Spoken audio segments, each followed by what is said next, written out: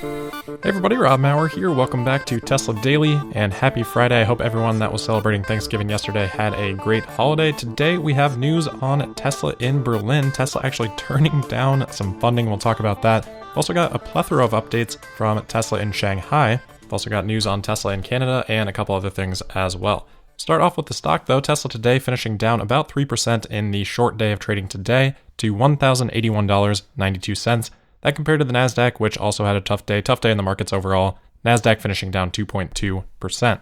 Most of the negativity today in the market seemingly being driven by concerns over a new COVID variant, new strain popping up in South Africa. This is still very recent, not a ton of data yet, so I don't want to spend a ton of time on it until we do have that data. But that was driving concern today, and you can see that in various tickers. So COVID stocks, as they've sort of become known, like Zoom or Pfizer and Moderna, very much up today.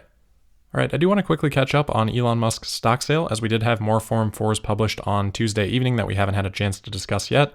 This was another round of Elon exercising shares from the 2012 Performance Award and selling shares to then cover the tax on that exercise. So very similar to the lots that we have seen before, about 2.1 million shares being exercised and then 934,091 being sold to cover taxes. And this also means that was a pre-scheduled sale from back in September. Elon hasn't sold in a not pre-scheduled way since back on November 12th. Looking at the totals then, and of course pending any other Form 4s that we may get tonight, so far Elon has sold about 9.2 million shares. That'd be about 54% if we assume his 10% is 17 million, or if it's up to 25 million, that'd be about 37% of his total sale being completed. And as for the 2012 Performance Award, there are still 14 million unexercised shares that have already been vested. So at the current tax covering sale ratio that we have been seeing, that'd be about 6.4 million shares left to sell from that. And that would put him at about 15.5 million. So there would still need to be some unscheduled sales for Elon to get up to that 10%. All right, next up here, we've got some pretty interesting news for Tesla in Berlin, and unfortunately no news on final approval yet as we await the review after the public commentary period did end. No updates there, but there is some news today on a potential incentive that Tesla had seemed eligible for in excess of 1 billion euros that we had previously talked about for building a battery factory there in Berlin. But there are a multitude of reports today out of Germany from Der Tagesspiegel and others that Tesla has actually declined that funding. So obviously that's a little bit surprising. Not too often that you see companies turn down what would have been almost $1.5 billion US of funding for no given reason. And remember, the approval for this funding seemed like pretty much a done deal when we've talked about this topic in the past.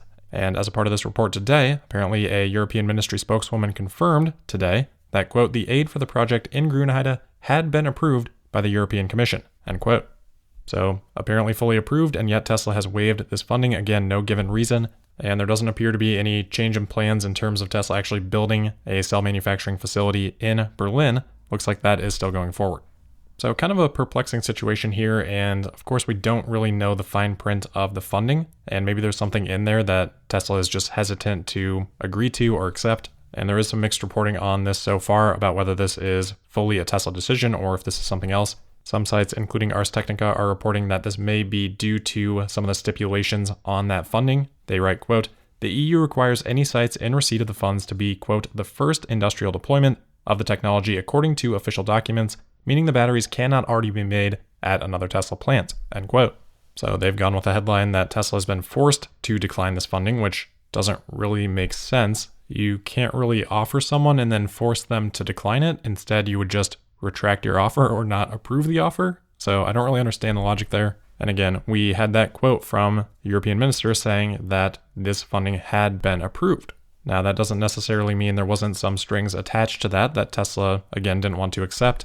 But I'm not sure it's really cut and dry like Ars Technica and others are putting it here. Not saying that can't be true, but definitely seems a little bit odd. We've known for quite some time that Tesla has planned to start with 2170s in Berlin and we think 4680s in Texas. So this situation wouldn't have changed recently in terms of deploying 4680s somewhere else first, which is what they're saying makes Tesla ineligible. And I don't think that matters anyway because Tesla's already been producing 4680s at Cato Road for a long time. And yes, it's a pilot plant, but they also intend to ramp that pilot plant up to 10 gigawatt hours, which may not be huge for the scale of Tesla, but is still a pretty sizable battery manufacturing facility. So we've known these things for a long time. Tesla's known them even significantly longer than we have known them.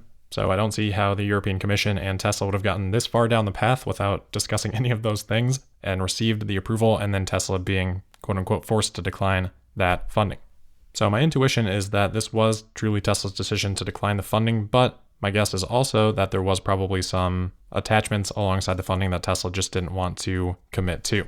The only other possibility is that Tesla just doesn't feel like they want the subsidy, but it's pretty hard to turn down free money. Yes, there is a stigma attached with that, with being subsidized, but honestly, I think that probably is going to exist whether they accept it or not, especially with how much the EV tax credit is going to provide to Tesla here in the US, if that does end up going through.